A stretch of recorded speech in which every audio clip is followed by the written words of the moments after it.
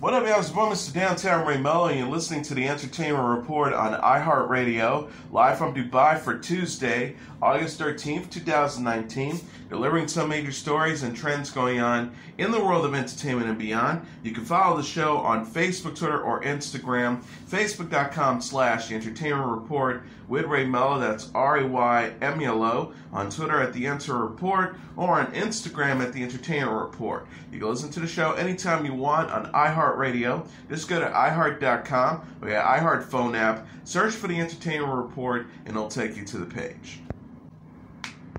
Netflix on Monday released a trailer for Dolemite, Is My Name, starring Eddie Murphy as the actor behind the 1970s blaxploitation film character. Murphy, who has rarely appeared on the screen in a decade, plays the actor behind the comedian, musician, actor, and kung fu star of the film about a pimp seeking vengeance after being wrongfully jailed. Rudy Ray Moore, the original filmmaker and star of the 1975 movie Dolemite, also did the soul and funk soundtrack.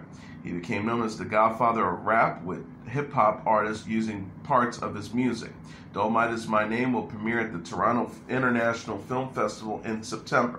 Filming began last summer around Los Angeles. Michael Bugh is the executive producer of the film, with Davis Entertainment's John Davis, John Fox, and Murphy as producers, and director Craig Brewer. Golden Globe winning writers of the film are Scott Alexander and Larry Kerensky. Other stars include Wesley Snipes, Mike Epps, Craig Robinson, Titus Burgess, and Divine Joy Randolph. Murphy has also signed on to star in the upcoming sequel Coming to America, titled Coming to America, in his original role as Prince Hakeem, the royal leader of the fictional African country Zamunda. He also appeared in season 11 of Jerry Seinfeld's Comedians in Cars Getting Coffee, streaming on Netflix. The Disney remake of The Lion King has surpassed Frozen to become the highest-grossing animated film of all time. The Lion King, released in July and featured photorealistic graphics, reached a worldwide gross of over $1.3 billion at the box office over the weekend, placing it above Frozen's $1.2 billion gross. The Lion King's box office amount is not adjusted for inflation. Donald Glover, Beyonce, Chiwetel Ejiofor, Billy Eichner, Seth Rogen, John Oliver, Keegan-Michael Key, Eric Andre, Florence Sassoumba, J.D. McCary, and Shahidi Wright Joseph provided voice work for The Lion King, which is based on the 1994 animated film of the same name. The Lion King was the third highest grossing movie in North America over the weekend, earning $20 million. It debuted in North America with $185 million. Frozen, also from Disney, was released in 2013. Kristen Bell, Idina Menzel, Josh Gad, and Jonathan Groff provided voice work. The cast is returning for Frozen 2, which is set to arrive in theaters on November 22nd. The popular historical drama The Crown will release its third season on November 17th. Netflix announced the date and published a teaser for the new season Monday on Twitter. The promo gives fans a glimpse of Olivia Colman as Queen Elizabeth II. Colman is taking over the role from Claire Foy, who portrayed a younger Elizabeth in the first two seasons. Season 3 will co-star Tobias Menzies as Prince Philip, Helena Bonham Carter as Princess Margaret, and Ben Daniels as Lord Snowdon.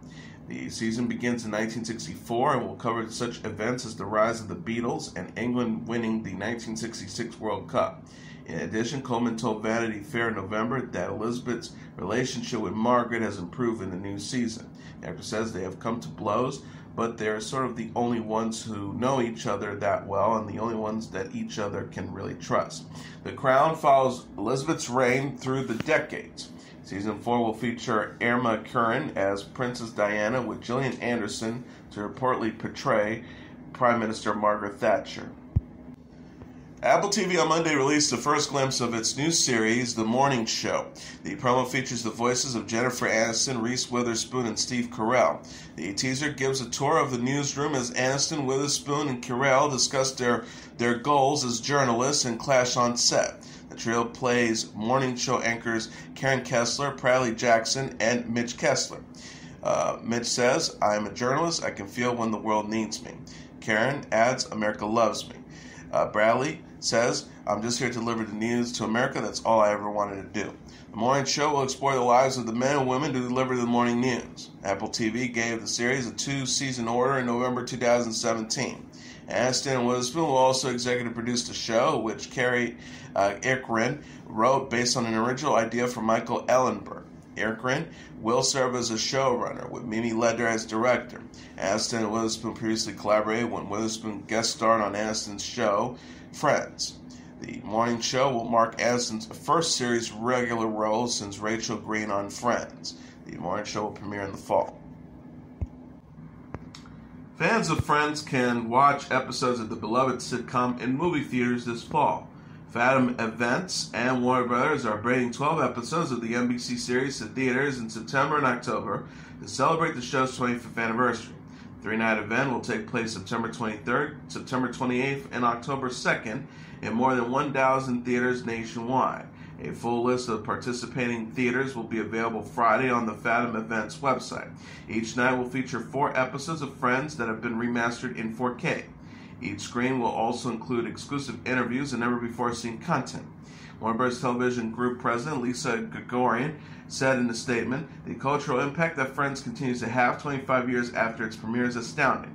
It is so amazing to know that the series is still bringing people of all ages together. We cannot be more excited to deliver this digitally remastered episodes to theaters for the first time ever, so that together in a shared experience, our loyal fans can enjoy some of their favorite Friends scenes in a new way."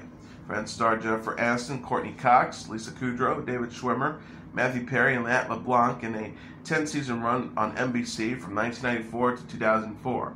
Aniston, Cox, and Kudrow reunited in June after Aniston voiced interest in an official reunion. Oscar-winning actor Robert De Niro and Olympic gold medalist Caitlyn Jenner have joined the Comedy Central roast of Alec Baldwin. Comedy Central announced in a video Monday on Twitter, a list of stars will roast Baldwin at the event in September. The clip shows Baldwin making pre-taped reactions as the names show on the screen. De Niro, Jenner, Blake Griffin, Joel McHale, Deborah Messing, Chris Redd, and Jeff Ross will join Roastmaster Sean Hayes on stage. The caption reads, "If you like lists of celebrities, you're in luck. Here's who's burning Alec Baldwin this September.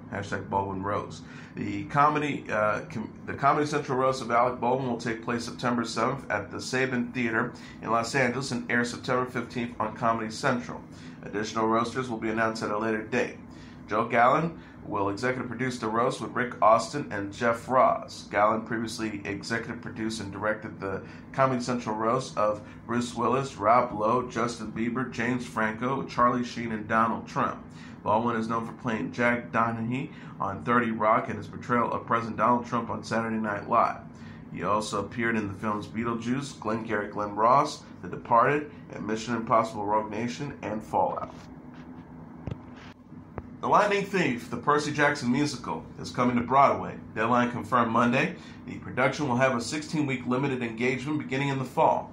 The Lightning Thief starts previews September 20th at the Longacre Theater in New York, with opening night set for October 16th. Producers have yet to announce the Broadway cast. The Lightning Thief is based on the Rick Riordan novel of the same name. Joe Tracy will write the book, with Rob Rakicki penning the music and lyrics with Stephen Brackett to direct. Patrick McCollum will serve as the choreographer. Lightning Thief confirmed the news in a tweet Monday. The post reads, "Bring on the monsters, bring on the Broadway." Lightning Thief debuted off-Broadway in 2017 with Chris McCarroll as Percy Jackson. McCarroll reprised the role in a 32-city North American tour of the production this year. The Lightning Thief follows Percy Jackson, the teenage son of Poseidon, as he discovers and masters his powers in an attempt to prevent a war between the Greek gods. The novel was adapted as a 2010 film starring Logan Lerman as Percy. Versace, Coach, and Givenchy are some of the luxury brands feeling the heat as China increasingly regulates how its special administrative regions, Hong Kong and Macau, are referring to it in its apparel popular with high-end Chinese buyers. Coach and Givenchy issued apologies after T-shirts that may have not identified Hong Kong as part of China or suggested that Taiwan is an independent country began to appear on Chinese social media platforms, CNN reported Monday. Coach, one of the most popular luxury brands in the world's second largest economy, said in a statement that the merchandise at issue will be pulled from shelves. Coach also said it, quote, respects and supports China's sovereignty and territorial integrity. Chinese supermodel Lu Wen, a Coach brand ambassador, also responded to the labeling controversy by saying she was cutting ties with the U.S. maker of bags and accessories. Liu said on Sina Weibo, "At any time, China's sovereignty and territorial integrity are inviolable. My carelessness in choosing which brand to work with has brought harm to everyone. I apologize to everyone here. I love my motherland and resolutely safeguard China's sovereignty." CNBC reported Versace's artistic director Donatella Versace apologized Sunday for Versace t-shirts that show cities paired with countries.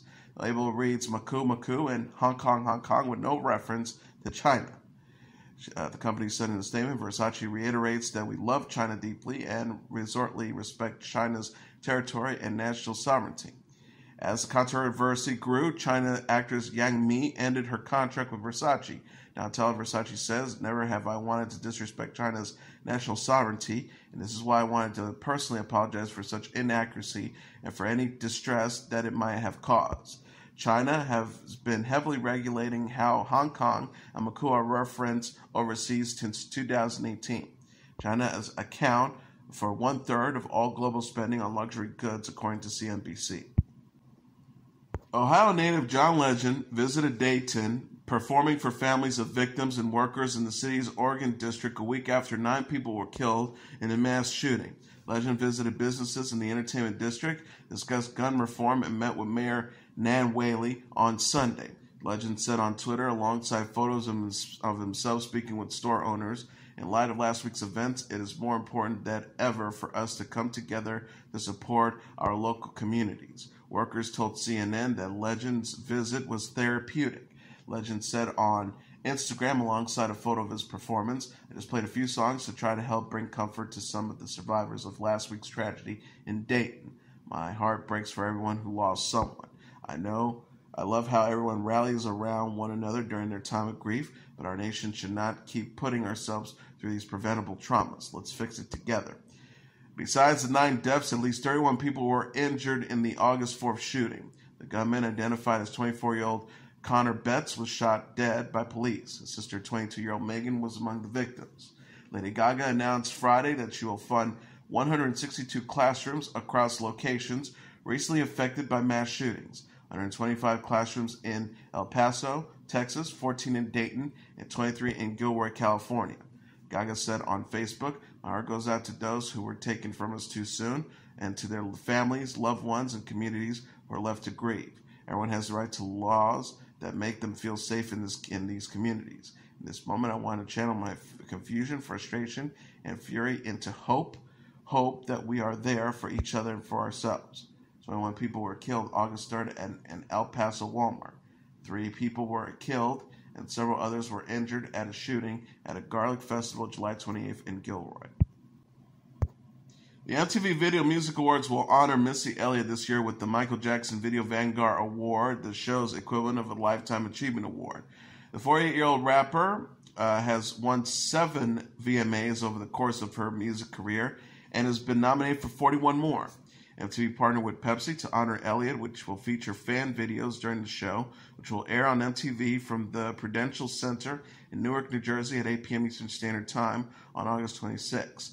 The network is also a pop-up museum featuring Elliott's iconic videos in New York City on August 24th to 25th.